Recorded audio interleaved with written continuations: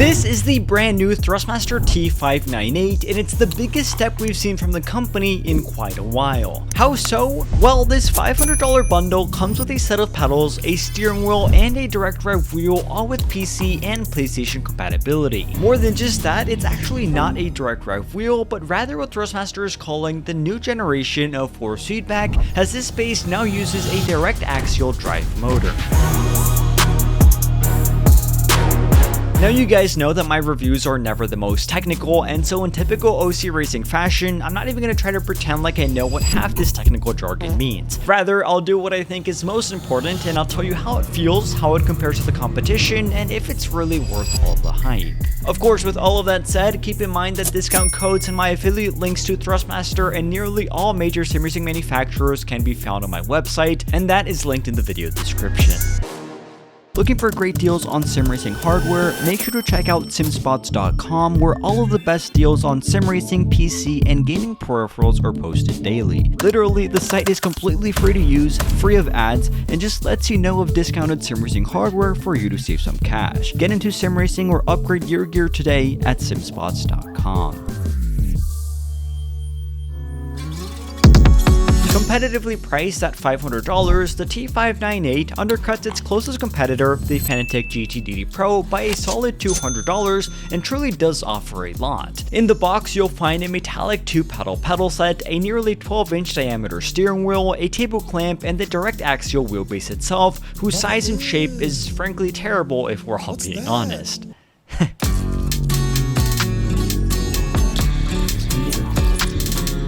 Anyways, starting with the pedals, there's not too much to say about them. They look suspiciously similar to the Fanatec CSLs, with the main difference being their size. Now, being completely frank, this pedal set is extremely small, and when I read that Thrustmaster will even be releasing an additional clutch pedal accessory for it, I honestly couldn't believe it. That's because even with just the brake and the throttle, it's already a tight fit here, so adding yet another pedal will probably be a recipe for disaster. But regardless of that, what you do get here isn't bad. Both the throttle and the brake use Hall effect sensors for added reliability, and a load cell upgrade for the brake pedal will also be coming out soon. Some minor adjustments can be made on the resistance of these pedals by changing the position on the springs on the back, and of course you can adjust their side-to-side position and the height of the pedal faces.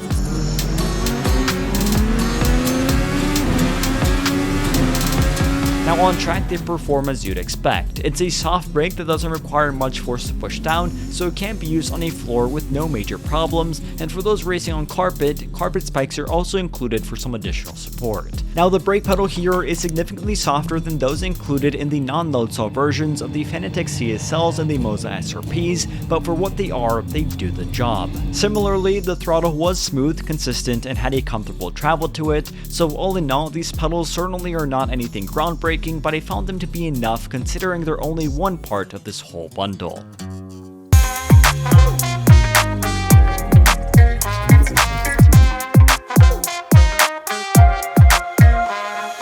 Now looking at the included steering wheel, it's similar to what we've seen by Thrustmaster in the past, with its rubber grips on the side and its mostly plastic build. Unlike previous Thrustmaster bundles though, the included wheel here is bigger in size, close to 12 inches in diameter, giving it a better on-hand feel. Ergonomics are also okay here, with all the buttons and the paddle shifters at close reach and a comfortable thickness of the rim. Now in my opinion, this wheel doesn't necessarily look bad, but on hand it certainly doesn't give a premium feel either. The fake carbon fiber weave pattern on the faceplate looks a little tacky, the rubber grips on the side could be thicker, and the plastic build of this wheel did give some play when applying pressure to the outer points.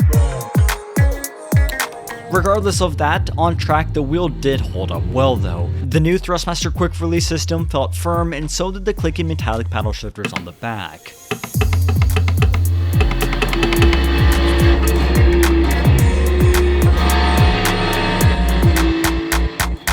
Moreover, through hours of testing, the wheel also held up well with no noticeable flex or major imperfections. So sure, it doesn't necessarily scream of quality, but it did do its intended job with no real faults, so I can't complain too much in that regard. The T598 direct axial drive wheelbase is a step above direct drive technology. At least that's what Thrustmaster wants you to believe.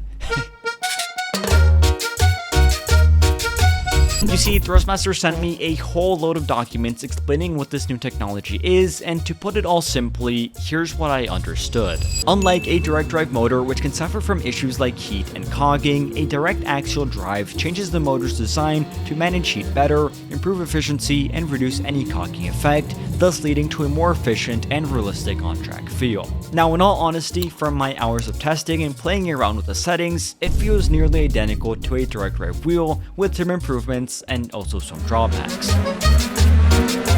Starting with the good is the responsiveness, force, and accuracy of this wheelbase. On track, it feels substantially potent with a constant 5Nm of torque paired with added features that go above that 5Nm limit for added effect. For example, Thrustmaster's gear jolt effect provides a very substantial vibration onto my hands when up or downshifting, this being something I actually thought was pretty cool. At other points, I could also feel the wheel gain substantially more power, for example when crashing or tightly turning, even if for just a few seconds.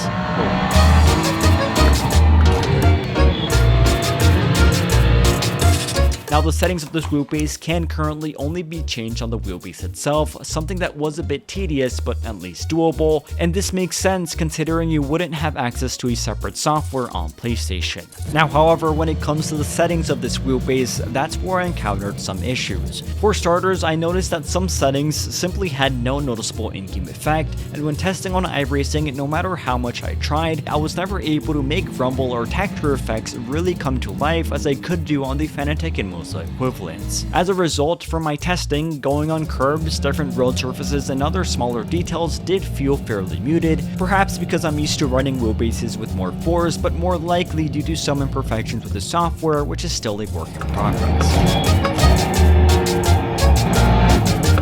All in all though, the in-game performance of this wheelbase was still impressive. It gave me all the benefits a direct drive wheel is supposed to do, with some added quirks that were certainly neat. Now, for the first time ever though, I think the biggest drawback of the T598 wheelbase isn't its actual performance, but rather its design and size factor. You see, no matter how you look at it, it's a strange, tall, and large wheelbase that takes up valuable space on your rig or desk, getting in the way of your monitor, and in general, just looking a little bit odd. Now, the design choice is understandable if it's for housing the new motor technology, but in general, the execution feels awkward, especially when compared to competitors like Fanatec and Moza, whose units have a more refined, compact design that fits into nearly any rig without taking up excessive space. Moreover, another extremely weird quirk of this base is that if you don't plug in the pedals into the correct port, which for the record is unlabeled, the entire unit will simply not work, this being something that I only discovered after not being able to make it work for an entire day. All in all, considering its price point, target market, and all that it comes with, it's hard to negate what Thrustmaster has done here. This base is a substantial upgrade to their previous belt-driven offerings like the T300, and it undercuts the competition in the PlayStation-compatible direct drive market by quite a bit.